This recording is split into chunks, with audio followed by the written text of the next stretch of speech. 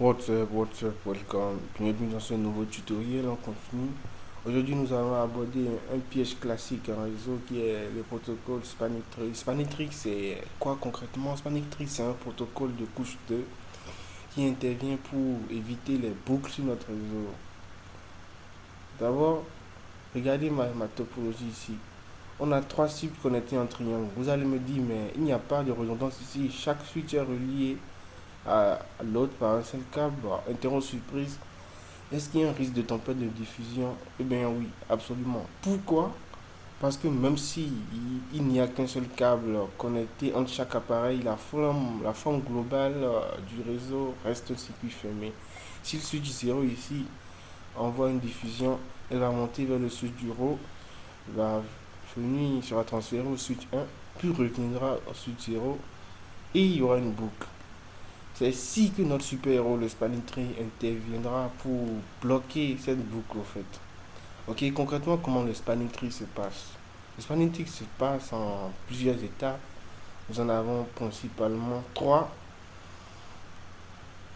La première étape, l'élection du boss du réseau. Le boss du réseau, comment on l'appelle? On l'appelle le root bridge. Par défaut, chaque switch, par défaut, tous les switches dans un réseau ont la même priorité. Je crois que ça doit être 32 700. Maintenant, quand les switches ont la même priorité, pour déterminer le root bridge, alors on se base sur les adresses MAC. Le switch qui gagne est le switch possédant la plus petite adresse MAC. Concrètement, une petite adresse MAC, c'est quoi? Supposons nous avons trois switches. Le premier a une adresse MAC débutant par AA, l'autre BB, l'autre CC. La plus petite adresse MAC sera ici celle débutant par AA. Et effectivement, si nous vérifions ici, nous verrons que ce switch a une plus petite adresse MAC que les deux autres switches qui sont ici. Est-ce que nous pouvons vérifier rapidement? Show.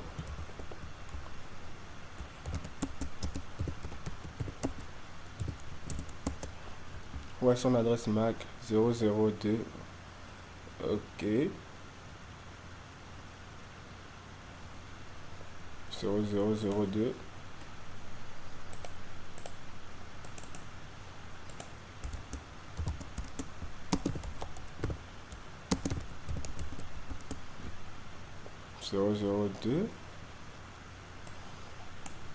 Vérifions celle d'ici.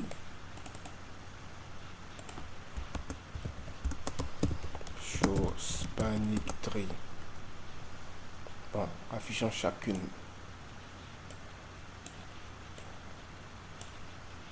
Ici, mon root bridge, c'est le switch 2. Ok. Vérifions pour voir si ça a une adresse MAC. Effectivement, la plus petite. Vous voyez, au niveau du switch 2, quand nous allons entrer la commande show spanning tree, nous verrons this bridge is the root. Pour dire que c'est ce switch qui est le root. Comparons les MAC. 1724, 1724, 1724. Ok, et on a D5. Est-ce que c'est ça les Mac? Non, non, non, c'est pas ça les Mac. J'arrive, je m'embrouille là.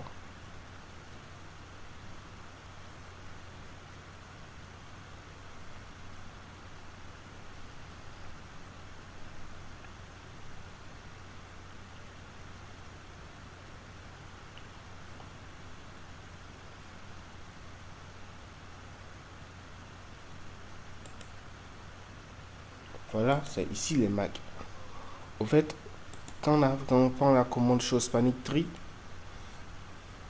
il affichera l'adresse MAC du root bridge au niveau de tous les autres switches.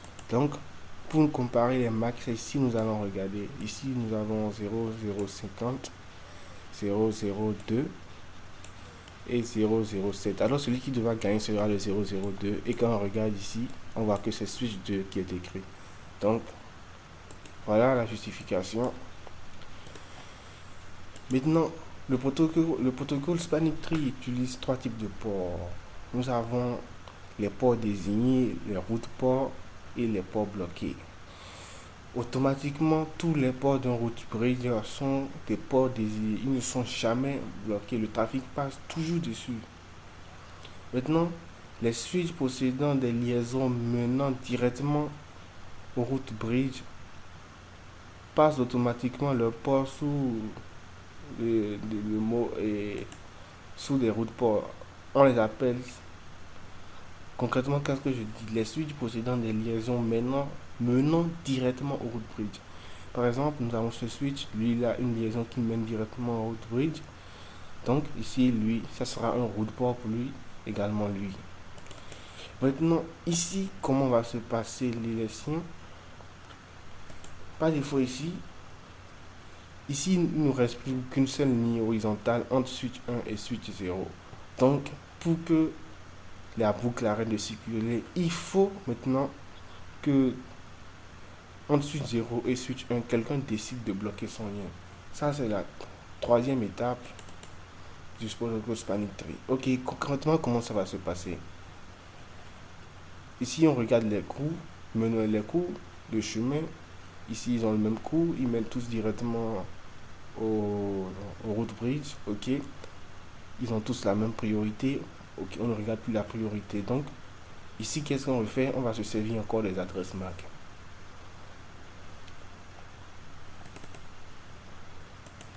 Ok, switch 0, switch 1, switch 0. Ici, on voit 0, 0, 150. 0, 0, 150, 0, 0, 67. Ok, donc il y a un duel entre les deux et c'est switch 1 qui gagne. Pourquoi? Parce que son adresse MAC est la plus petite. Et donc switch 1 gagne, il fait passer son port ici en port désigné. Et switch 0 bloque son port pour permettre le blocage de la boucle afin que notre réseau, qu'il n'y ait pas de tempête de diffusion dans notre réseau. Donc voilà. Ici concrètement comment ça se passe? Quand on prend mon deuxième cas ici, c'est lui le route bridge. Donc automatiquement il a ses ports en port désigné. Ok. Maintenant comment le port bloqué sera déterminé ici? Ici nous avons une redondance.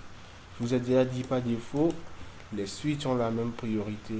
Ici concrètement comment ça se passe? Comme nous avons une liaison de switch, le switch ici, étant donné qu'il n'est pas le route bridge, pour déterminer le port qu'il va bloquer, il va regarder au fait ses interfaces et il choisira l'interface la plus petite. Ici on a, si vous regardez bien, je sais pas ici c'est un peu caché, mais le fil qui est ici, c'est le câble ici, c'est FA01, Fast Ethernet 01 et le suivant c'est Fast Ethernet 02. Donc il se basera sur ça, il choisira la plus petite interface. Pour lui la plus petite interface c'est le FA01. Donc le FA01, le trafic sera accordé et il passe en route port et il bloque alors le trafic sur le port FA02 pour bloquer la boucle. Donc voilà comment ça se passe ici. Maintenant passons au rectangle là. Ici mon route bridge, le voilà ici, switch 7. Je vous ai déjà expliqué, donc d'office il a ses ports en port désigné. Ici les switches, disaient que les switches possédant des liens menant directement au route bridge passent le port en route port. Donc route port de ce côté. Maintenant ici comment l'élection va se passer? Ben pas l'élection. Comment lui il est censé choisir son route port? Le switch 6, qu'est-ce qu'il va faire? Tout d'abord, on sait déjà que chaque switch a la même priorité, donc on se base plus dessus. Donc ici nous allons chercher les coûts. Le coût c'est quoi au fait? On calcule le nombre, c'est le nombre de sauts qu'il faut pour aller au route bridge. Ici ils sont tous sur du Fast Ethernet, donc le coût, si je ne me trompe pas, c'est 1. Donc switch 6, il a deux chemins possibles. Il peut passer à switch 8 puis aller à switch 7, ou il peut passer de switch switch 5 pour aller à switch 7. Donc ça fait des coûts de 2, toujours ici 1 plus 1 ça fait 2, 1 plus 1 ça fait 2. Donc les coûts sont également égaux. Donc maintenant on va se baser alors sur les adresses MAC encore une fois. Show Spanning Tree. Ok. Et cette fois-ci, on va se baser sur quelle adresse MAC? Les adresses MAC de switch 5 et de switch 8.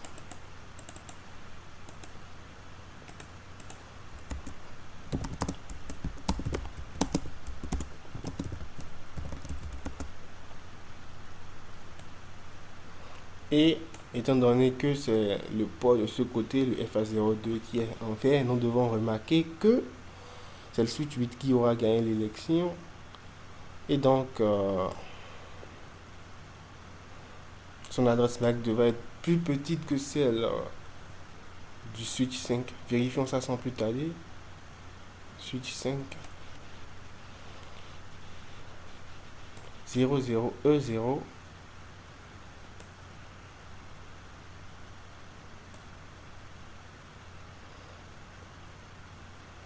0060. Le petit piège. D'abord, vous allez me dire, il y a quoi ici? Il y a quoi ici? Au fait, ici, on a 00E0, 0060. Mais pourquoi? Au fait, le E ici, il correspond au 15 dans le système hexadécimal. Le système binaire hexadécimal, le E correspond au 15. Donc ici, si je devais un peu dire, c'est comme si ce 00E0 est plus grand que ce 0060. Donc effectivement, switch 8 a la plus petite adresse MAC. Donc, lui, il passe son port en route port. Il laisse le trafic passer par switch 8 pour venir au route bridge. Ok. Maintenant, on a un dernier duel qui va se produire entre switch 5 et switch combien? Et switch 6. Quelqu'un doit dire, quelqu'un doit fermer un de ces ports pour empêcher la boucle de circuler. Alors comment le duel va se passer? Ici, ils ont déjà tous... Non. Attendez. Oui. Ici, c'est déjà un peu facile. Pourquoi? Parce qu'on va se baser sur les coups. Nous savons déjà que les switches ont la même priorité. On laisse ça. Maintenant, on va se baser sur les coups. Les coups, je vous ai déjà dit, c'est le nombre de sauts qu'il faut pour aller directement au route bridge. Ici, un saut, ça fait quoi? On a un saut ici, FA02 à FA02. Donc, switch 6 à switch 8. Ça fait un saut. Switch 8 à switch 7. Ça fait deux sauts. Or, ici, au niveau de switch 5, on n'a qu'un seul saut. Le switch 5 qui mène directement au switch 7 qui est le route bridge. Donc, on a un seul saut. Ici, on a 1 plus 1, on a deux sauts. Ok. Et il faut prendre celui qui a le plus petit saut. C'est lui qui va gagner le duel. Donc, switch 5 gagne le duel et passe son port en port désigné. Et donc, switch 6 est obligé de fermer son port. Voilà pourquoi ici la liaison est en orange ici. Ça veut dire que le port est en état bloqué.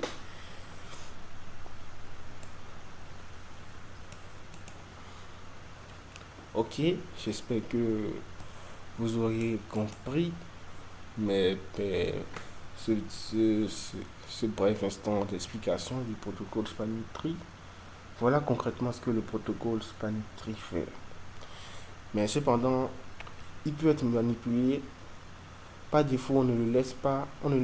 C'est vrai que par défaut, il y a le Spanning Tree déjà activé, mais vous pouvez le manipuler à votre guise pour faire élire un switch donné route bridge. J'arrive. Ok, concrètement, comment on fait? Nous avons une commande spécifique au niveau des équipements Cisco. Nous allons l'entrer. La commande est celle-ci. On fait Spanning Tree, VLAN, ID du VLAN. On fait RAP et route primary. Ok, comment ça va se passer ici? Le route primary, entre ici, qu'est-ce qu'il fera? Il va recalculer la priorité au niveau des switches de manière que la priorité du switch 0 soit inférieure à celle de switch 1 et switch 2. On s'était dit de base que les switches par défaut ont la même priorité. Qu'est-ce qui va se passer? Quand switch 0 aura une priorité inférieure à switch 1 et switch 2, il deviendra d'office le route bridge pour le VLAN 1. On s'était dit que par défaut de base, la première règle s'appuie sur les priorités des switches, étant donné que voilà, On voit bien que nos ports ici sont déjà tous devenus verts.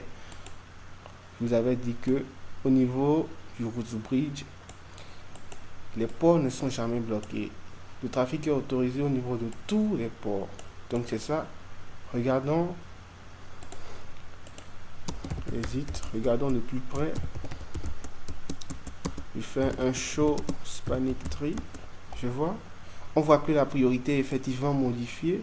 Il est passé à 20 481 et le message le plus important, this bridge is the route.